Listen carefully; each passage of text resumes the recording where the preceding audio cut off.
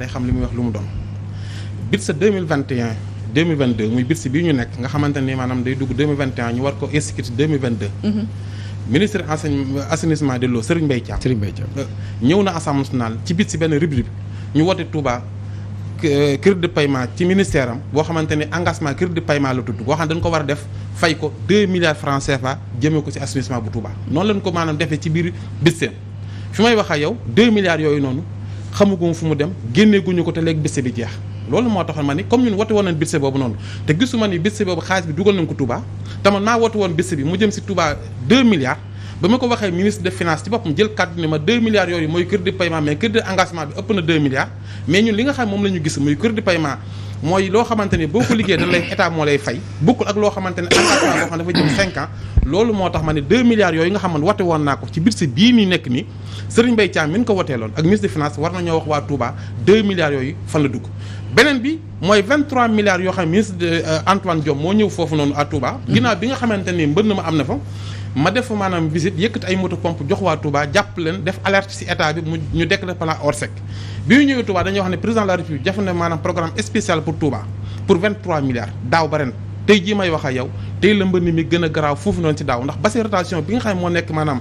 Darou Rahman dafa toj ba nga xamante ni dafa dem ba ndok nangu tool yi nga xamante ni mooy yu ñu doon bàyyee foofu yëpp yàq foofu noonu tey jii ña fa nekk amatuñ loon surtout la seen tool yàqu na état taxaw di leen seetaan bu ma nekkee nag doomu Touba nekk surtout Serigne Touba nekk taalibe Cheikh Ahmadou Bamba nekk député waa Touba fal ma war naa mën a yëkkat sama kàddu ba ñëpp xam ni lii nga xam moom la état bi teg seen Touba jaaruwul loolu moo tax ma ni incha allah bu ñu installé le 12 dana def enquête parlementaire ci 23 milliards yooyu ak 2 milliards yi nga xam ne génne woon ko muy 25 milliards. léegi xaalis boobu fan la dugg est-ce que dañ ko détourné est-ce que détourné wuñ ko loolu nag moo jar laaj loolu ensemble sax mën na ko leeral. mais dégg nañu Serigne Abdou Lahad Gaïndé Fatma Mbacké moom mu wax ci mu ne déjà 23 milliards dugal nañ ko ci ak yeneen yu nga xam ne sax daanaka dina tax mu nekk 49 milliards yoo xam ne ci wàllum investissement la est-ce que tey soo ñu doon defal description inondation yi ba nga xam ne ki nga xam ne gisul Touba wala nekku fa mën a xam inondation naka la fa demee est-ce que nekk na lu alarmante situation bu alarmante boo xam ne jaroon na conférence de presse. xam nga Abdou Bali lu neex Macky Sall lay wax mais waxul lu neex Sëñ Touba parce que Macky Sall lay liggéey Sëñ Touba. waaw bon Abdou Bali mos a jóg benn yoon défendre Touba. li nga wax garaaw na de. oui Abdou Bali Macky Sall lay liggéeyul Sëñ Touba. surtout Sëñ Touba la. mosul taxaw ci Touba défendre Touba ngir bañ Macky Sall mere ko député la ñu fal ko ci liste nationale waa Touba faluñu ko sax ndax liste nationale la faloo Macky Sall moo ko copte yóbbu ko foofu ministre la woon est-ce que mas ngaa gis Abdou Bali yëkkati ay moto pompe jébal waa Touba mos a am ñaareel bi moom bu fekkente ni tey jii Touba ñu ne dugal na fa 23 milliards yi nga xam ne waxoon nañ ko daaw man weddi naa ko na génn 23 milliards fan la ko dugal 49 milliards yi nga wax Macky Sall dugal na ko fan lañ ko dugal tey boo duggee Touba fi nga xam mooy commune rurale bi dafa dagg benn voie lañ ko def kenn mënut a jaar foofu may wax ak yow. 2 voies yi boo dugg Mbàkke maanaam boo jógee Mbàkke dugg Touba rek dañoo baare foofu ci buntu commune rurale bi dafa am problème boo fa jógee nga dem Sonatel maanaam nga romb Sonatel dem ba arrondissement Ndam ci nga xam mooy station sel bi dafa am problème boo fa jógee maanaam nga dugg maanaam guyi sew côté Pencum Baye Wade ak fi nga xam mooy sama côté kër dafa am ay problème xayra boo fa jógee nga dem maanaam fi ñuy wax maa ñaari pono tey jii benn valle fekk ñaari walla autoroute la mais fi ndoolu benn ba dafa dagg jëm kër ñang foofu yëpp dafa am ay jafe-jafe nga jóge fa dem Ndaamaatu boo fa jógee nga dem Suro ak Gédé kon jàpp naa ni moom miy wax naan Macky Sall def na dara Touba dañoo war a wax moom mu yor micro wala mu yor ay caméra wax ni Macky Sall moo fi def lii wala moo fi def lii wala moo fi def lii. xam nga taxaw rek ñu def la député xëy na maanaam jàpp nga ne dal la koo sarax tax nga bëgg a tagg Macky Sall si kanam population bu Touba bi kooku yaakaar naa ni war Sëñ Touba mënu ko passé parce que Touba li ñuy dund képp koo xamante ne war nga taxaw koo man di doon nga ni population Touba dunduñu ay jafe-jafe waxu loolu am. mais problème mbënd bi maa la koy laaj léegi nekk lu bees ba depuis yow ne bokkoon nga ci régime président Ablaye Wade mais aussi depuis boobu gis nga toujours des problèmes d'inondation est-ce que gisoo ne problème c'est pas seulement Touba mais dafa nekk ordre national fii à Dakar aussi. gis nga li may wax ni am na ay problèmes li may wax ni ñun président Ablaye Wade nekkoon nañ si. président Ablaye Wade li mu fi doon def askan wi ñoo ko wax ni ko li nga fi def doyutu ñu génn ko ñun waxutuñ loolu Macky Sall bi fi nekk 2012 fi may wax yow ni dafa génn 766 milliards francs CFA. ni daf koy def ci mbënn mi man Sénat gi ma nekkoon nga xam dama nekkoon conseil spécial Sénat dafa tas Sénat wane ne xaalis Sénat boobu moom lay jël dugal ko ci mbënn mi tey mi ngi nii mbënn mi am muy créé au conseil yaakaar naa ne waxi démbam ak waxi tey méngoowul beneen bi tey bu fekkente ni dañoo def mission information man de demoon naa si parce que maa jiite woon Touba ak Mbacké Bambey ak Diourbel ñu dem ba Matam man maa jiite woon foofu bi ñu demee dañoo def ay recommandations ba pare def ne léegi nañu auditer li nga xamante ni tey mooy xaalisu inondation yi def enquête parlementaire ñu bindaa ko ci rapport bi nga xamante dem nañ sali conclusion bi mais la nga xamante ne moom laa defoon recommandation digle woon ko mais dañ ko génne enquête parlementaire bi dañ ko génne audit bi dañ ko génne lan def mooy bassin rotation yi nga xamante ni dañ ko waroon a yokk def benn bi yokkaat benn bi côté Pofdy jël benn yóbbu ko maanaam côté yoonu Daaru Moussi benn bi ñu yóbbu côté Touba Fall ñu def ay bassin rotation génn canal ñu dem bu tawatee maanaam ndox bañ a taxaw ci biir dëkk bi loolu lan waxoon lépp defuñ ci dara. yoonu Daaru amul bassin de rétention. yoonu Daaru. non yoonu Daaru Moussi yoonu Daaru Rahman moo am benn. yoonu Daaru Rahman muy fa la gone gi labe woon fan yële. Daaru Rahman googu nag fa la bassin bi toj mabbu traversé Xelkom bi jëm maanaam côté fi nga xam mooy ndokk. alors Pape Sané mais c'est très grave ku fa demul xamoo li fa xew. problème inondation c'est d'ordre national Sénégal jamono ji région yëpp koy dund mais le cas de Touba lan la est-ce que mën nañu wax ne dafa influer bu baax a baax ci résultat élection maanaam mere bu ñu mere le président de la République inondation yi daal di ñëw aussi est-ce que day nekkaat beneen couche boo xamante ne mën nañ ko sanction pour échéance yi di ñëw. waaw mais xam nga Khady Touba déjà dafa am benn spécificité mooy démographiquement Touba boo génnee Dakar mooy gox bi nga xam ne ëpp nit. ñu am problème urbanisation c'est vrai que récurrence ou inondation yi ñu ngi koy wax mais mënoo tamit ci moment boobu boo xoolee ñeenti at ci tey problème bii ñuy wax surtout ci rond point kii bi muy wax loon fii bassin bi toj noonu. yoonu daaru bi bii mooy ñeenti at ci ren. chaque fois le problème même problème bi di am. c'est-à-dire même problème bi di am au même endroit maa ngi dégg keroog bi fa ministre bi demee maa ngi dégg ay techniciens waaw Antoine Félix Diome maa ngi dégg ay techniciens di waxu excavation mooy maanaam gën a gas jëmale ndox bi foofu mais c'est-à-dire tey jii bu ñu gasee jëmale ndox bi ça ne règle toujours pas le problème mooy que dañuy indi li ñuy wax une solution conjoncturelle mooy rek daal di taf yëngal en attendant faj mais problème bi mooy faj googu moom nañu yàgg def depuis 4 ans moo tax tey jii 49 milliards yooyu boo leen laajee fan nañ ko dugal exactement duñ la ne ci tuyautage bi nañ ko def ci œuvre bi nañ ko def wala ci lii ak lii nañ ko def problème mu ndox nag surtout à Touba nga xam ne sori na géej lenn rek moo fa am ndéem am na ay voies fluviales yi nga xam ne mooy ancien lac de Guiers yoon pas lac de Guiers kii bassin yi Ablaye Wade bëggoon créer non pas bassin de rétention am na benn kii yoon bi nga xam ne waa Ablaye Wade bëggoon na ko créer vallée fossile ndéem vallée fossile yi projet la woon tey jii je crois que investissement boobu ci foofu nañ ko waroon def maanaam fexe ba ndox moom nga xam ne mooy dajaloo Touba ñu dugal ko mu dem ci côté vallée yooyu mun fa jógee bu subaa amal njëriñ ñi nga xam ne ñooy béykat yi ak éleveurs yi mais tey nii 43 milliards 49 milliards 70 milliards wala 100 milliards moo ci yem c'est-à-dire que amul kenn ki nga xam ne moo mën a ñëw taxaw ne la structurellement lii nañu def ci mbënd bi pour que ilaa yow mi diini fii ak ay 10 ans fii ak ay 15 ans Touba mun a am sécurité par rapport aux inondations léegi bu ñu jógee ci niveau Touba comme j'ai dit c'est une spécificité à cause de sa démographie mais ñu ñëw au niveau du Sénégal c'est-à-dire tey bu ñu waxee le plan décennal honorable mu ngi koy fàttali tout à l'heure 766 milliards ak 10 milliards yi ci président yokk temps yële ak yeneen boo jëlee 49 milliards Touba yi nga yokk ko ak yeneen yi ñu yokk Matam ak feneen donc kon tey jii peut-être que mën nañu wax sax ay 1000 milliards mais le problème qu'il y a wax na ko ci rapport bi nga xam ne moom la mission d'information bi def rapport boobu boo ko xoolee vraiment yow en tant que sénégalais da ngay tu as honte c'est-à-dire que voilà ay nit nan nañu mënee ñëw taxaw bind noir sur blanc signé ñi fay leen ni que fii def nañ fi béréb nga dem béréb boobu doo fa fekk dara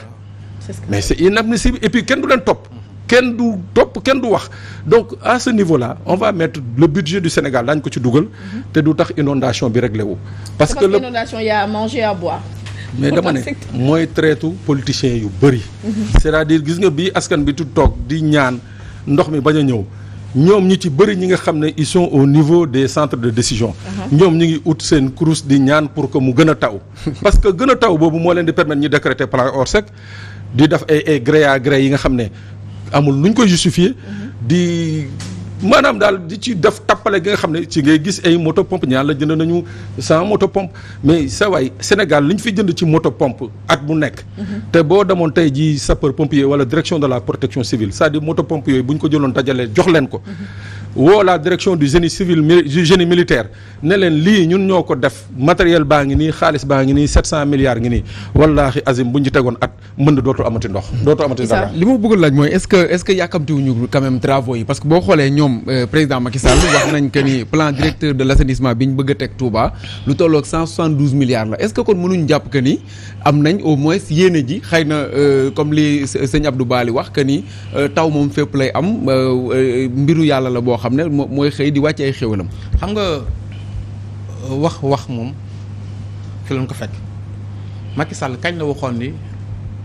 plan directeur assainissement Touba dañ ko def kañ la woon depuis 4 ans diggee woon na ko. defagoon fa dara fi may wax yow ni fu mu toll ci ay études te gis sax gisuma ñu étude gis nga dafa ñëwoon Touba wax waa Touba ni leen fii nga xamante ne mooy corniche bi dinaa ko def 2 fois def assainissement. tey corniche boobu mu doon wax benn yoon la ko def ba pare maanaam di amul assainissement foofu bokk na si liy gën indi tey ji ay problème parce que ndox mi nga xam mooy wàcc si kaw tali bi bu wàccee di dugg si biir kër yi mooy deuxième corniche boobu nga xam moom da si biir dëkk bi nga xam moo jaar xaayra jëm kër ñang wuti na la si kaw kon loolu ay problème la ndax la nga xam moom la ñuy wax sëriñ bi ni ko lii lañ fay def ak la nga xam moom lañ fay def da dul méngoo ñaareel bu fekkente ni comme ni ko Pa waxee yow da nga am ay nit yoo xam ne ñoo waay di saytu li nga xamante ne mooy li nga war def foofu noonu te yow boo ñëwee la nga xam moom ngay def doo wax kenn ni ko lii laa fay def ndax bul fàtte bi nga xamante ni dem nañ mission si mission bi ñu seetee Serigne Bass Abdou Khadir lam ñu wax lii la mooy ñoom de bi ñuy def ñun ñi nga xam ñun la ñuy defal du ñu tàggu xamul lu ñuy def. duñ leen tàggu bu ñuy def bu ñuy def foofu daal def Touba xamul li ñuy def xamul si dara kon loolu jàpp naa ni loolu war nañ ko mën a xoolaat parce que ay kilifa bu fekkente ne sëriñ bi moom dëkk ba am koo xam moom la jox mu yore kàddu dëkk bi booy def dara war nga ñëw si moom nga ne ko sëriñ bi lii laa bëgg a def bu fekkee ne dafay nekk loo xam dafa impacté ci population yi mën la déedéet parce que boo ko defee lii lay jur waaye ñoom dañuy jóge fële Dakar ñëw war nañoo def lan war def dem ñu fay leen seenu xaar ñu dem seen yoon kon jàpp naa ni il faut Abdou Lahad Ka mu en tant que maire moom dina gunge délégation ñu dem gisi xalif bi pour mun ko informer de ce qui se passe. Abdou Lahad Ka moom gunge la si am mais amul benn yoon boo xamante ni bu mu siy jël ay responsable parce que moom Touba amul maire parce que maire boo xam waa population Touba faluñu la te yow fa nga dëkk kus néew dafay taa te amuloo benn maanaam matuwaay boo xamante ni yaa ngi ko siy wane wala benn taxawaay ñi mu woo sax dem si askan wi nga xamante ni jàpp nañu faluñu la waaye ñi mu woo dem si ñoom defa nga ne boo fa demee dañ la yuuxoo wala dañ lay nanga kooku ñàkk taxawaay la ak communication boo xamante ni bu baaxul la ndax maire la lay jëriñ mooy da ngay def premier secours avant état di ñëw tey man député la mel nu man ci département Mbacké maa nekk député boo xamante ni maa jël sama alal jënd ay moto pompe taxaw si wetu askan wi mais man dama fa la ñu ma mais man dama am loo xam ne dama ko jaayante ak population bu Touba moo tax heure bu ma soxlaa wala ñu soxla waan ma damay dem si ñoom moom bokkul ci ay prérogative am muy def ay wàllum assainissement am na si ndax maanaam am na si parce que moom am na lu man maire bu fekkee da laa jox bis ak 3 milliards am na loo man li nga man mooy bu fekkente ne dafa am maanaam loo xamante ni ay mbën lu jot a am nga ay moto pompe yoo war a jënd am nga ay camion hydraulique yoo xam ne war nañoo manque war nga taxaw si kanam population au moins masawu leen mais loolu dara amu si kon jàpp naa ne loolu lépp dafa manqué au niveau de Touba mais moom dafa jàpp ne moom population Touba faluñu ko kon du taxawal population bu Touba. alors màgg bi nar a nekk le 14 septembre. instant yi boo le 15 plutôt le 15 septembre tombé jeudi fu mu toll nii état des lieux quartier yi nga xam ne jógoon a inondé fu mu toll nii. fi mu toll daal moom Touba bu fay ku fay dugg si boo ñëwee bu wàcc autoroute jël télé bi nga xamante ne 85% kuy dugg Touba foofu ngay jaar romb sama buntu kër sama wetu kër mooy xaayara de côté guy sew foofu oto mënu faa jaar boo fa passé nga ñëw pencu Mbaye Wade foofu taawoo na mais fan yi may wax ndox ma dem na mais boo fa jógee nga dugg Mbàkke du dugg biir Touba ci commune rurale bi doo mën a jàll Ndaamaatu moom fi nga xam moo jógee gaar bu ndaw wuti hôpital Ndaamaatu oto mënu faa jaar guy mbind moom yi mbedd yépp dafa am ay problème guy mbind moom benn oto mënut dugg guy mbind parce que mbedd yépp dafa bloqué yaakaar naa ni maa ngi ko doon wax sax ba ma dem bi ma leen demee seetle nee naa tey état ginnaaw woon nañ seen Sidi Mokhtar la xalifa général des mourides nekk xalifa Sëriñ Baara tey maanaam wane ginnaaw ab guy mbind mel nii man lu ñaaw a ngi noonu loo xamante ni état waroon na def ay responsable ak fedd lu këll goo xam waroon na ko def ak waa kër sëñ Sidi Mokhtar mu waa kër sëñ Baara yi mais état tegu fa tànkam benn mbedd lañ soxla assainissement mun ñu ko ba nga xam population bi ñoom ñoo ko bëgg a préparer pour jëm ko def gasa ko seen bopp comme que kenn jàppal wu leen si. Cheikh Abdou est-ce que xalaatoon na mbirum inondation fu mu toll nii en dehors c'est vrai que état loolu da ko war a def rôle am la est-ce que du murit yi communauté murit ak doole bu ñu am sur le plan financier jën ko war a jël def ko seen xeexukaay boobu. waaw xam nga ñun ndigal la ñuy wéyee Serigne Mountakha mooy Serigne Touba ñu sant la ñuy def Serigne Mountakha nee na woon première priorité mooy université bi bu àggee ndoxum Touba moo si topp man mii di wax ak yow ak keneen bu ma sëñ bi ne woon génneel milliard dinaa jaay sama bopp génn milliard jox ko addee Sëñ Touba parce que man foofu laa toll te moom laa koo xamante sa alal ak sa jëmm Sëñ Touba moo ko moom man jàpp naa ni ñëpp ni man lañ war a mel kon li am solo rek mooy sëriñ bi la ñuy déglu état dafa am loo xamante ni moom la ñu waral population bu Touba Touba ci Sénégal la bokk lu toll si 1,8 million habitants di fa yeewoo di dugal 1,500 milliards ci biir si état ndax bul jàpp ni bul xaw fàtte ni ñetti fan yi màggul Touba ñu ngi dugal parce que 250 milliards 56 milliards léegi nag à dooru màggal gi boo jëlee état li nga xam moom la Touba di participer parce que man ne 1,500 milliards ci 6 000 milliards yi nga xam ñoo koy wote tey ji Touba tey ci assemblée nationale man financière boobu est-ce que kooku war na taxaw di xaar dara ci état su état yéexee yéen ngeen def parce non état sax ngi def parce que état li muy dugal Touba aussi est-ce que mi ko dugal ci yeneen dëkk parce que état ñun dañuy fay ay taxes tey jii ñi nga xam ñooy jóge foofu noonu ci yeneen dëkk yi di ñëw dañuy fay ay taxes dund yéen fay dund lan fay doon yëpp moom laa lay wax ne moom la Touba di participer ci économie gu Touba Sénégal 1,500 milliards la kon jàpp naa ni même ñun bu fekkente ni état dafa am loo xam ne dañ ko koo jox mu war ñu koo delloo moom au moins nañu delloo TVA 10% bi kon ba tey Touba jag na mais fekkente ni tey depuis ba nga fa Macky Sall toogee ba tey 2012 ba fi may wax ak yow mus sa gagné élection Touba mere waa Touba tax na sax ba ko am ko àndoon ak moom ni dañoo war a dajji autoroute ba 2019 moom xol boobu moom moo ko jàpp parce que moom Touba defe na ni comme duñ ko woteel du fa defati dara. defal na leen hôpital Cheikh Ahmadoul Khadim autoroute Ila Touba bi gis nañ ko ak yeneen réalisation ba ci yi ngay wax nii sax ñi ngi jël ay koppar di ci dugal malgré que nekkagul lu effectif loo xam ne tax na bañ gis ko kon boo taxawee Ila Touba bi c'est une bité bu mag la boo mënoo taxaw nañu Touba président Macky Sall def ko dara xam nga c'est un investissement boo xamante ni dafa fekkoon parce que li mu ko def na ko ci yeneen dëkk yi nekk ci Sénégal d'abord si dama ni le président bu ko investi autoroute Ila Touba bi dafa fekkoon président Ablaye Wade 2 fois 2 fois la ko doon def ñëw ba Touba def ko maanaam corniche boo xamante ni kenn du fay ci biir dëkk ba loolu la président Ablaye Wade programme woon Macky Sall la ñëw jël ko def ko autoroute ñuy fay man mii di waxee bu mu fa jaar damay fay lan war laaj mooy est-ce que li ñu doon fay est-ce que am na loo xam ne Touba dana ko am wala du ko am loolu moo jar laaj te bi mu ko laajee neen Touba amu si dara ñaareel mooy bu fekkee ne hôpital boobu ngay wax hôpital bi boo xamante ni tey ñun daal wax de ñetti fan yi màggal mën naa def ñaari hôpital ñun li ñuy dugal ci keesu nguur gi Macky Sall mayuñu ko suñu xaalis la ñun ñoo ko jël waa Touba participer ko dugal ko ci état bi génn waat xaalis boobu ci keesu nguur gi defal ko waa Touba mais du caagin ki lu mu la may mayuñu ko ndax bu doon may du ko may waa Touba parce que yéen a wuleen ko ndax koo xamante ni jàpp nga ne yow lu la gën a naqari waa Touba ñoo la ko teg yaakaar naa ni kooku booy def boo mënoon teggi doo leen teggi parce que mais nag xam nga comme Touba ñoom dafa am foo xamante fa lu ñu toll ñoom du ñu wax seeni soxla état mais man mi nga xam waa Touba ñoo ma fal ma yor kaddu waa Touba dinaa taxaw ni waa Touba lan leen war defal defuñu ko état dafa seetaan waa Touba. mais Cheikh Abdou est-ce que du dëkk ba quand même yaatuwaay bi moo ni toll parce que boo xoolee investissement doon na loo xam ne lu diis la ndax du lu yomb nit di ñëw di dugal te dañ koy wax souvent phénomène naturel day ñëw. ba pare réalisation yoo xam ne presque à hauteur de milliards lay nekk ci canalisation yi def ak yooyu ba pare dëkk ba démographique bi muy bariwaayu askan bariwaayu population bi en même temps aussi ni muy màggee ni muy gaawee est-ce que loolu aussi du participer ci inondation yi nga xam ne ñu ngi koy xeex gis nga assainissement mën nga ñëw wala maanaam ci màggal gi nga yor sa caméra nga laaj le neen Macky Sall fan ak fan la gas assainissement li nga laaj la wala population bu Touba rek fan ak fan la gas ñaata kilomètre la fa gas wala ñaata mètre la fa gas doo ko teg sa bët. peut-être que yaa gisagul liggéey rek. man gisuma ko parce que man fa laa dëkk. te liggéey boo xamante ne yow en tant que député représentant peuple nga war maanaam ñoom bu ñuy ñëw sax war a maanaam informer peuple bi war a waxtaan ak ñoom wan leen fi liggéey bi nekk nga xam ànd ka ëllëg daan xam fa ñëw mais ñoom bu ñu koy def dañ koy nëbbu te man fii may wax ak yow gisuma lu ñu def Touba te tam boo laaju population bi gisuñ lu ñu fa def loolu nga wax nag hôpital bi ak autoroute bi kooku suñu xaalis la lenn li da nga koo leb ñu war koo fay te ku fa jaar da ngay fay bu mu fa jaar day fay même sëriñ bu fa jaar day fay kenn ku fa jaar day fay président da moo fa du jaar du fay ak ay nitam ñu dem suñu deuxième sujet Issa Tine muy mbirum politique Cheikh Abdou gis nañu année 2022 bi nekk na année boo xamante ne marqué na la bu baax a baax tax ci nga njëkk a teg sa tànk kaso bu ñu waxee am jour boobu